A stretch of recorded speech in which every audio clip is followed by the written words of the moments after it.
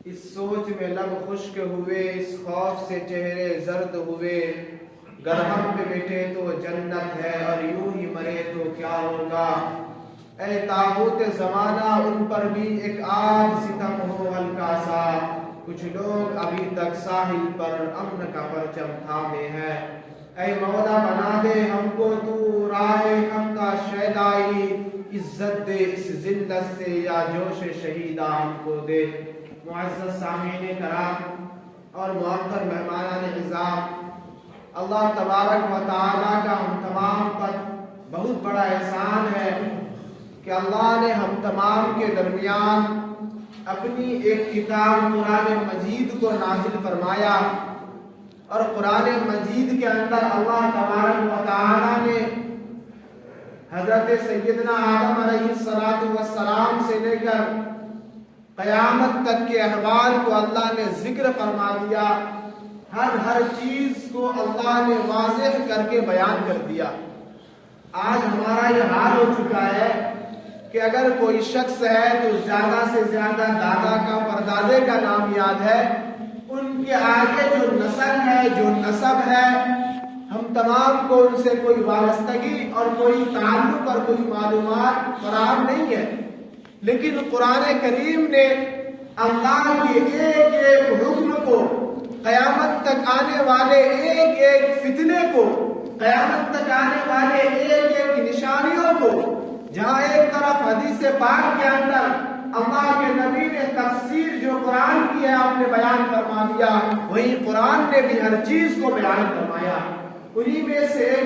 قرآن کی ایک آیت کی طرف میں آپ کو لے جانا چاہتا ہوں، بڑی ہی قیمتی آیت ہے، اور اللہ کے نبی صلی اللہ علیہ وسلم نے ہم تمام کو جس چیز کے لیے آمادہ کیا،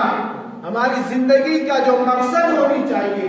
ایک مسلمان کا جو طریقہ ہونا چاہیے، اسی کو قرآن بیان فرماتا ہے۔ اللہ تبارک و تعالیٰ کے پیغمبر گزرے ہیں حضرت یعقوب علیہ السلام، کون نہیں جانتا ہے حضرت یعقوب کو، جن کے والد نبی ہیں، جن کے دادا نبی ہیں۔ حضرت یعقوب کے جب موت کا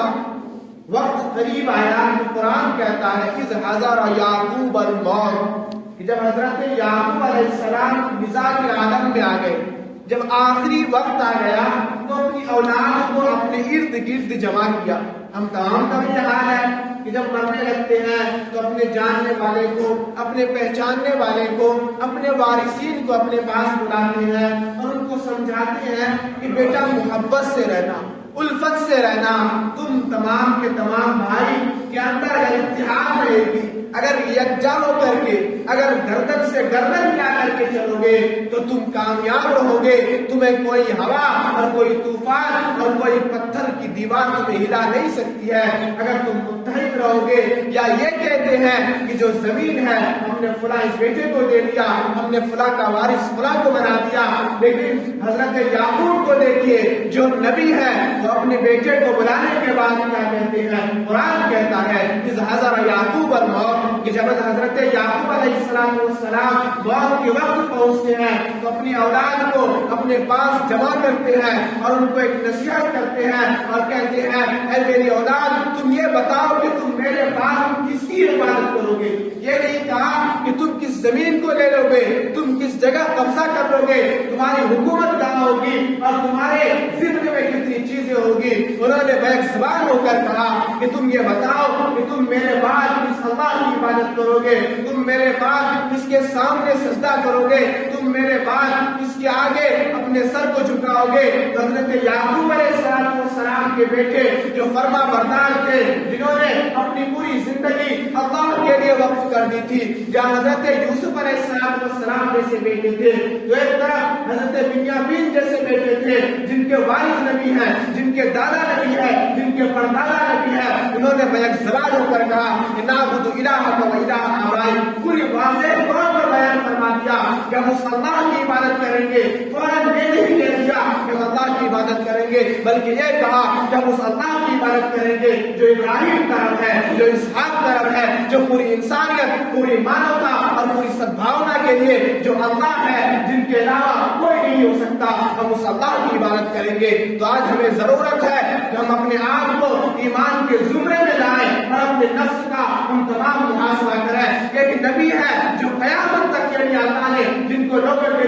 उसवा बना कर भेजा, जिनको लोगों के लिए बेस्ट मॉडल बना कर भेजा, जिनको अल्लाह ने पूरी मानवता के लिए एक जजमेंट लेकर के भेजा, इस नबी को अल्लाह ने वरदानियत के लिए भेजा था। वह नबी अपनी औलाद को जमा करके सिर्फ ये कहता है, ये नहीं कहता है कि तुम जमीन पर कब्जा कर लेना, ये नहीं कहता है कि इत्तिहाद के साथ रहना। वह नबी अपनी औलाद को बुलाकर कहता है, ऐ मेरे लड़के जिगर, ऐ मेरे वारिसीन, तुम ये बता दो कि तुम मेरे बाद किसकी इबादत करोगे, तुम्हारा सर और तुम्हारी जमीन किस जगह पे झुकेगी, और तुम्हारे अंदर किस चीज की तरगीब होनी चाहिए। तुम्हारा सबसे पहला जो मिशन होगा, तुम्हारे लिए चलने की जो राह होगी, जिसके सामने तुम अपनी गर्दन को झुकाओगे, तो उस अल्लाह की इबादत को करना पड़ेगा। अगर उस अल्लाह की इबादत नहीं होगी, तुम्हारा जीना, तुम्हारा खाना पीना, चलना, हर चीज बर्बाद हो जाएगा। मेरे मोहतरम बुजुर्गों, तो आज हमें भी जरूरत है कि खुद पहले अपने कुरान कहता है, या अय्युहन्नास, लोगों के लिए अल्लाह ने एक ऐलान करवा दिया कुरान के जरिए कि लोगों, सबसे पहले तुम क्या करो, कू अनफुस, सबसे पहले कुरान ने कहा, सबसे पहले अपने अंदर ईमान को पैदा करो। मिसाल के तौर पे बाप है, बूढ़ा है, तो कहा सबसे पहले घर के गार्जियन के अंदर, घर के जिम्मेदार के अंदर ईमान की कुव्वत जब आ जाएगी, जज्बे ईमान से उनका दिल जब सरशार हो जाएगा, उनके अंदर ईमान की हर चीज बेवस्त हो जाएगी, फिर अपनी औलाद को कहा, वानफुसुकुम अहलीकुम नारा, पहले अपने आप को जहन्नम की आग से बचाओ, फिर अपने घर वालों को जहन्नम की आग से बचाओ। क्या तरीका होना चाहिए इसके लिए? बूढ़ा बाप है, और रात के अंधेरे में जब जागता है, जब वह मस्जिद आने की जरूरत है, जब मुअज्जिन ने सदाएं बुलंद कर दी, तो बूढ़ा बाप अपने बेटे को ये कहे कि बेटा, अल्लाह का मुअज्जिन और अल्लाह का पुकारने वाला हमें बुला रहा है, रात की अंधेरी है, रात की तारीकी है, मुझे जाने में परेशानी होगी, अगर तुम मेरे हाथ को पकड़कर मस्जिद तक मुझे लेकर चले जाते, तो ये तुम्हारे लिए भी सुरखुरू की चीज होती और मेरे लिए भी बहुत बड़ी कामयाबी की चीज होती। पहले अपने आप के अंदर, गार्जियन के अंदर ये जिम्मेदारी होनी चाहिए, पहले उनके अंदर तकवा और परहेजगारी होनी चाहिए। हर कुल्लू, अल्लाह के नबी अलैहिस्सलाम ने बुखारी और मुस्लिम की कई हदीसों के अंदर अल्लाह के नबी ने फरमाया कि हर मालिक जो है, उनके रियायत जो है, जितने भी बादशाह हैं, उनके रियायत के बारे में उनसे पूछा जाएगा। हर गार्जियन से, हर सरपरस्त से उनके जो है औलाद के बारे में, उनके तहत जो रहने वाले लोग हैं, उनके बारे में पूछा जाएगा। इसलिए मेरे मोहतरम बुजुर्गों, हमें जरूरत है पहले अपने अंदर मस्जिद को आबाद करने की ये तौफीक, एक जज्बा होनी चाहिए, फिर अपनी औलाद को हम अल्लाह की दीन की तरफ, रसूलुल्लाह की रिसालत की तरफ, और कुल ला इलाहा इल्लल्लाह का जो नारा अल्लाह के नबी ने 1400 साल पहले बुलंद किया था, आज हमें भी जरूरत है अपने अंदर ईमान की कुव्वत को पैदा करना है। अगर हमारे अंदर ईमान की कुव्वत पैदा नहीं होगी, अगर हमारे अंदर अल्लाह के रास्ते में मर मिटने का जज्बा पैदा नहीं होगा, तो हम भी फारस, अंदलुस के लोगों की तरफ की हलाकत बर्बाद हो जाएगी। तो मैं बता रहा था कि सबसे पहले ईमान जब तक मजबूत नहीं होगा, जब तक ईमान हमारे अंदर नहीं आएगा, जब तक ईमान की हलावत और चाशनी हमारे दिलों के अंदर नहीं बैठ जाएगी, हम खुदा की कसम न हमारी नमाज कबूल हो सकती है, न रोजा, न हज, न ज़कात, हर चीज का मदावा, हर चीज का दारोमदार, हर चीज का जो कुल का खुलासा निकलता है, सबसे पहले ईमान है। अगर ईमान नहीं है तो कुछ नहीं है, ईमान नहीं है तो नमाज नहीं है, सबसे अहम चीज जो है वो ईमान है। और वो तराने वहदानियत, और उनके ऊपर जब तक ईमान नहीं होगा, खुद कुरान कहता है, कोई जो लोग कहते हैं कि हमारा रब अल्लाह है, क्या कहते हैं, रब्बुना अल्लाह, जो लोग ये हम भी कहते हैं, सब कहते हैं, जो नमाज पढ़ते हैं वो भी कहता है, एक खानकाह के अंदर जो शेख बैठे हुए हैं वो भी कहते हैं कि हमारा रब अल्लाह है, एक चौराहे पे एक रिक्शा चलाने वाला भी कहता है हमारा रब अल्लाह है। कब पता चलेगा हमारा रब अल्लाह है, कब पता चलेगा? तो अल्लाह ने आगे बयान फरमा दिया, रब्बुना अल्लाह सुम्मा इस्तकामू, इस्तिकामत होनी चाहिए। इस्तिकामत जब तक नहीं होगी, तब तक ये चीज जो है हमें समझ में नहीं आएगी। इस्तिकामत किस तरीके से होनी चाहिए? हजरत बिलाल जैसे इस्तिकामत होनी चाहिए। एक तरफ जहाँ हजरत बिलाल ने ईमान कबूल किया था, इस्लाम को अपने अंदर पेवस्त किया था, रसूलुल्लाह की रिसालत पर जहाँ ईमान लाया, जब मक्का के काफिरों को और उनके जो सरदार थे उनको जब पता चला कि बिलाल ईमान भी आया है, बिलाल के अंदर ईमान की हलावत और चाशनी बैठ चुकी है, हजरत बिलाल रज़ियल्लाहु ताला अन्हु जो खानदान के तो हबशा के थे, जो काले कलौटे थे, लेकिन जब उन्होंने ईमान कबूल कर लिया था, हजरत बिलाल को उतबा, शैबा, वलीद, हंसला और तमाम मक्का के بڑے بڑے سرداروں نے اتنی اذیت دی، ریتوں کے اندر لٹا دیا جاتا تھا، بڑے بڑے پتھر کے چٹان حضرت بلال حبشی کے گردن پر رکھ دیا جاتا تھا، یہاں تک کہ امام بخاری نے لکھا ہے کہ یہاں تک کہ مکہ والوں کے اندر باریاں لگ گئی تھی، فلاں دن بلال کو یہ اذیت دے گا، فلاں دن بلال کو یہ تکلیف دے گا۔ اتنی تکلیفوں کے بعد حضرت بلال کی زبان سے صرف یہ نکلتا تھا،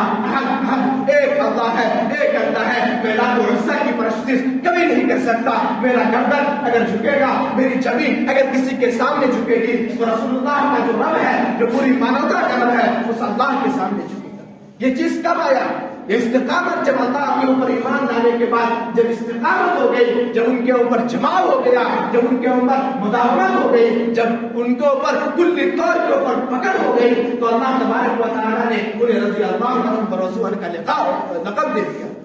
اب اٹھا کر دیکھا ہے اسرائیلی روایات کو اٹھا کر دیکھا ہے، حضرت موسیٰ علیہ السلام نے جب اپنے ایمان کا اور لوگوں کو اللہ کی طرف لانے کے لیے آپ نے تبلیغ کا کام شروع کیا اور اللہ کو طرف جھکانے کا کام شروع کیا، اس وقت کا جو سب سے بڑا جو فتنہ پرست تھا، جو یہ کہتا تھا کہ میں سب سے بڑا خدا ہوں، ان کے دربار کے اندر ایک خاتون رہتی تھی، ایک خادمہ رہتی تھی، حضرت شیما رضی اللہ تعالیٰ عنہ۔ جب انہوں نے حضرت موسیٰ علیہ السلام کے دین پر، ایمان پر اپنے ایمان کو لایا، حضرت موسیٰ کے دین کے اوپر اپنے آپ کو جب کلی طور پر گامزن کرتی ہے، تو اس وقت کا جو بادشاہ تھا جس کو ہم تمام لوگ جانتے ہیں، جو فرعون تھا، ان کی ایک بیٹی تھی اور ان کو کنگھی دے دی۔ کنگھی دینے کے بعد ہاتھ سے کنگھا ان کے گر گئے، جیسے ہم تمام کے ہاتھ سے اگر کوئی کام کر رہے ہیں کوئی چیز گر جاتی ہے تو ان کا دھیان کیا ہو گیا، افسوس کے ساتھ ہم یہ کہتے ہیں، تو ان کے ہاتھ سے جب یہ چیز گر جانے کے بعد وہ یہ کہتی ہے کہ ہائے کیا ہو گیا، تو ہائے موسیٰ کے رب زبان سے نکلتا ہے۔ تو ان کی جو بیٹی تھی فرعون کی، وہ کہتی ہے میرا باپ تو یہ اعلان کرتا ہے کہ میں خدا ہوں، میرے علاوہ کوئی نہیں ہے، اور یہ کہتا ہے کہ میرے سامنے سب کو جھکنا پڑے گا۔ بنو اسرائیل کے لوگوں کو انہوں نے طرح طرح کی حیثیت دی، اور یہ خادمہ جو گھر کی مرغی ہے، جو گھر کے اندر رہنے والی ہے، یہ خود ایمان موسیٰ پر نہیں جاتی ہے۔ گھر کا بیٹا اگر باپ کی نافرمانی کرے گا تو گھر کے لوگ بڑے ناراض ہوتے ہیں، وہی ماجرا وہاں آیا۔ جب یہ بات فرعون تک پہنچی تو انہوں نے حضرت شیما رضی اللہ تعالیٰ عنہ کو بلایا، رضی اللہ تعالیٰ عنہ کو بلایا۔ بلانے کے بعد یہ انہوں نے کہا کہ کیا تم موسیٰ کے رب پر ایمان لاتی ہو؟ تم میرے اوپر ایمان نہیں لاتی ہو؟ تو انہوں نے کہا بے ساختہ اپنی زبان سے یہ کہہ بیٹھی کہ میں موسیٰ کے رب پر ایمان لاتی ہوں۔ ہم تمام کی طرح ان کا ایمان نہیں تھا، جب جہاں جو چیز دیکھا ہم تمام ان کی طرف لڑک پڑے، جب جس چیز کے اوپر ہماری جو ہے مفاد پرستی کی طرف اگر ہمارا کوئی فائدہ ہے تو دین گیا، تاپ کے اوپر ہماری شادی کی بات آئی تو ہم رسم و رواج کو دیکھتے ہیں، ہم تمام کے گھریلو اور ازدواجی زندگی کی بات آئی تو رسول اللہ کی ازدواجی زندگی کو نہیں دیکھتے ہیں، یہ ان کا طریقہ اور یہ طرز عمل نہیں تھا۔ درباریوں کے اندر بڑے بڑے وزراء کو فرعون بناتا ہے اور حضرت شیما رضی اللہ تعالیٰ عنہ کو دربار کے اندر اور ایک گھڑے کے اندر کھڑا کر دیا جاتا ہے اور ان سے یہ کہا جاتا ہے اے شیما کیا تم آج یہ اعلان کرتی ہو کہ تم موسیٰ کے رب پر ایمان لاتی ہو، تمہارا ایمان موسیٰ کے رب پر ہے، اگر آج بھی تم یہ کہہ دیتی ہو تمہیں سخت سے سخت تکلیف دی جائے گی، تمہیں اذیتوں کو برداشت کرنی پڑے گی، اگر آج بھی تم یہ کہتی ہو حضرت شیما رضی اللہ تعالیٰ عنہ اس وقت بھی میں زبان ہو کر بابا کے دعا یہ اعلان کرتی ہے کہ میں موسیٰ کے رب پر ایمان لاتی ہوں۔ میرے محترم بزرگوں، ان کے بعد دیکھیے آپ کو سننے کے بعد آپ کا آنکھ اشکبار ہو جائے گا۔ حضرت موسیٰ علیہ السلام کے اوپر جو ایمان لانے والی حضرت شیما ایک خاتون ہے جو خود کمزور ہے، جو معصوم ہے، جن کے اندر خود اپنے آپ کو برداشت کرنے کی قوت نہیں ہے، وہ جو گھڑے کے اندر کھڑی ہے۔ فرعون اپنے درباریوں کو، اپنے سپاہیوں کو حکم دیتا ہے، ان کا دو لڑکا تھا، ایک کی عمر تھی 8 سال اور ایک کی عمر تھی 1.5 سال۔ ایک بڑے چولہے میں آگ لگائی جاتی ہے اور توے کے اندر تیل کو گرم کیا جاتا ہے، 1 مہینہ تک تیل گرم کیا جاتا ہے۔ 1 مہینے کے بعد پھر دربار کے اندر بڑے بڑے وزراء آتے ہیں، حضرت شیما سامنے کھڑی ہے، ان کا لخت جگر ان کے ساتھ ہے، پھر یہ کہتا ہے آج بھی اگر تم موسیٰ کے رب کا انکار کر دو گے تو آج بھی میں تمہیں چھوڑ دوں گا، لیکن اس وقت بھی یہ کہتی ہے کہ ہمارا رب جو ہے وہ اللہ ہے۔ ان کے سامنے بیٹے کی محبت کتنی ہوتی ہے آپ تمام جانتے ہیں، بیٹے کی محبت باپ سے زیادہ ماں ہوتی ہے۔ ہے. ایک ٹھنڈی کے موسم میں اگر بچہ پیشاب کر دے ماں پانی پہ سو جاتی ہے, ماں پیشاب پہ سو جاتی ہے, لیکن اپنے لخت جگر کو اپنے سینے سے لگا کر رکھتی ہے, اپنے لخت جگر کو اپنے آپ سے پیوست کر کے رکھتی ہے. حضرت شیما سے ان کے 8 سال کے بچے کو چھینا جا رہا ہے اور اس تڑپتے ہوئے آگ کے اندر جن کے اوپر ڈیگچیاں ڈال کر کے اس توے کے اندر اس تیل کو گرم کیا جا رہا تھا, ان کے سامنے حضرت شیما کے سامنے ان کے لخت جگر کو تیل میں ڈال دیا گیا,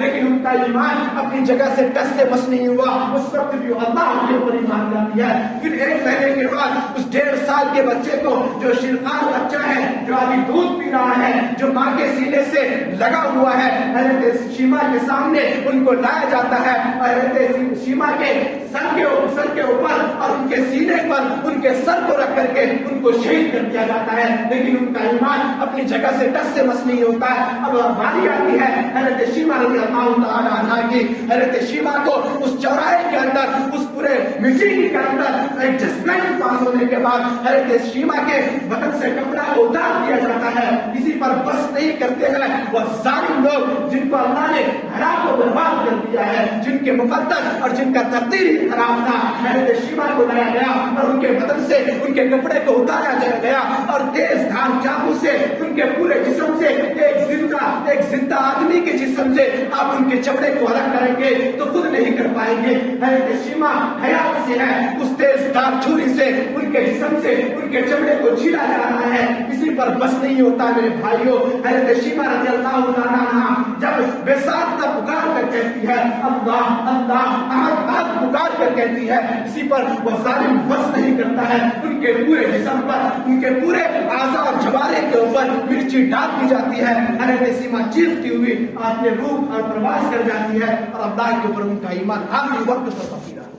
ہمیں بھی اس واقعے سے ہمیں بھی یہ ضرورت ہے, ہمیں بھی یہ چاہیے. حدیث پاک کے اندر یہ چیز جاری ہے کہ بنی اسرائیل کے واقعے کو فضیلت کے اندر ہم بیان کر سکتے ہیں. میرے محترم بزرگوں, ہمیں بھی یہ چیز چاہیے, ہمارا ایمان اور ہمارا تقویٰ, ہماری پرہیزگاری ہونی چاہیے کہ کسی بڑی سی بڑی مصیبت آ جائے, بڑی سی بڑی طوفان آ جائے, حالات کیسے بھی خراب ہو جائے, تلوار کے سائے میں ہمیں کھڑا ہونا پڑے, گولی کے سامنے اگر کھڑا ہونا پڑے تو ہم اپنے آپ کو انشاءاللہ قسم خدا کی کبھی جھکنے نہیں دیں گے. رسول اللہ کی رسالت کو لے کر ہم آگے بڑھیں گے, اللہ کے دین کو لے کر ہم آگے بڑھیں گے, لیکن کبھی اپنے آپ کو ہم نہیں جھکائیں گے. کب ہوگا؟ میں بتا رہا تھا ثم استقاموا, استقامت جب ہوگی تب, اپنے اندر جب بدلاؤ لائیں گے تب ہوگا. اپنے اندر جب مسجد کو آباد کرنے کی فکر ہوگی تب ہوگا. اپنے اندر جب خانقاہوں میں جانے کی فکر ہوگی تب ہوگا. اپنے اندر جب رسول اللہ کی سنت کو بیدار کریں گے, جب عشق رسول سے اپنے آپ کو سرشار کریں گے, پھر جا کر استقامت ہوگا. پھر آگے اللہ کیا بیان کرتا ہے, ثم استقاموا تتنزل علیہم الملائکہ. ہم تمام سنتے آئے کہ فرشتے تو نبیوں کے پاس آتے تھے وہی لے کر کے, نبیوں کے پاس کتاب لے کر آتے تھے, لیکن اللہ یہاں کیا کہتا ہے تتنزل علیہم الملائکہ, تمہارے پاس فرشتے آئے. اللہ اکبر. ترمذی جلد ثانی کے اندر بھی حدیث بھی آئی ہے. میرے استاد محترم مفتی ریاض احمد صاحب القاسمی نے بڑی لمبی ان کے اوپر تشریح حضرت کی تھی. میرے محترم بزرگوں, جب ہمارے پاس فرشتے آئیں گے یہ کوئی بعید چیز نہیں ہے. آپ بدر کے غازیوں کو دیکھا ہے, جہاں مسلمانوں کی جہاں سب سے بڑی جو جنگ ہوئی ہے, سب سے بڑا جو فتح ہوا ہے, وہاں مسلمانوں کی تعداد صرف 313 ہے اور کفار کی تعداد 1000 ہے. اللہ نے فرشتوں کے ذریعے مسلمانوں کی ایسی مدد کی. حدیث پاک کے اندر آتا ہے مسلمان کافر کو مارنے کے لیے دوڑ رہے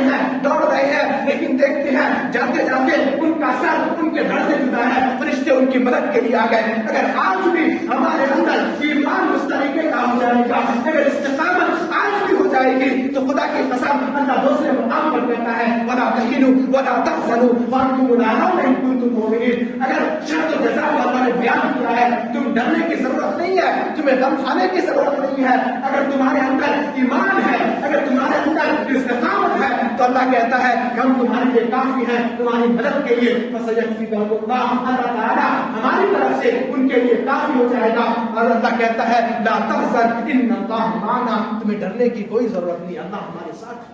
استقامت جب ہمارے اندر ہو جائے گی تو میں نے کہا کہ اللہ کہتا ہے تتنزل علیہم الملائکہ, اللہ آسمان سے فرشتوں کو بھیجے گا ہماری مدد کے. اسی پر بس نہیں ہے, ततनज़्ज़लु अलैहिमुल मलाइका अल्ला तख़ाफ़ू वला तहज़नु। अल्लाह ने कहा कि डरने की भी जरूरत नहीं है, कैसे भी हालात हो जाए, कैसी मुसीबत आ जाए। सब्र किसको कहते हैं? सब्र के माने हम ये समझते हैं कि सब्र जो है बड़ी रो धो ली है लेकिन सब्र हो गया, नहीं। सबसे पहले जो चोट पहुंचती है, अगर जो है सबसे पहले जो मुसीबत पहुंचती है, इमाम बुखारी ने कहा कि सबसे पहले चोट पर सब्र कर लिया, अगर आग नहीं निकली उसी का नाम सब्र है। उसी के ऊपर जो अल्लाह का वादा और अल्लाह की तरफ से इनाम है। तो अल्लाह ने कहा कि जब इन लोगों के अंदर ये तमाम चीज हो जाएगी, मेरी मदद भी आएगी, इस्तिकामत भी हो जाएगा, तो अल्लाह फरिश्तों को कहता जाओ बशारत दे दो। ये अल्लाह किस चीज की बशारत? अल्लाह ने कहा कि मालो जर की बशारत नहीं है, उस चीज की बशारत है जिसके लिए हजरत सुमैया शहीद हुई, उस चीज की बशारत है जिसके लिए अल्लाह के नबी के दंतान को शहीद किया गया, उस चीज की बशारत दे दो जिनके लिए हबशा के गुलाम हजरत बिलाल हबशी को तकलीफ दी गई, उस चीज की बशारत दे दो जिनके लिए हजरत उमर इब्न खत्ताब हजरत उस्मान गनी को शहीद किया गया। अल्लाह के तमाम शिरूहुम बिल जन्नह, उन तमाम के तमाम लोगों को मेरी तरफ से एक जजमेंट दे दो, एक खुशखबरी दे दो। और किस चीज की? अल्लाह ने कहा जन्नत की खुशखबरी। अल्लाह कितना बड़ा इनाम हमें दे रहा है। लेकिन मेरे मोहतरम बुजुर्गों, ये उस वक्त होगा जब हम तमाम के अंदर ईमान और ईमान की हलावत और ईमान की चाशनी आ जाएगी। तो मैंने सबसे पहले बताया था कि हजरत याकूब ने अपने बेटे को बुलाकर कहा कि तुम मेरे बाद किसकी इबादत करोगे? तो उन्होंने बेज़बान होकर कहा कि हम अल्लाह की इबादत करेंगे। तो आज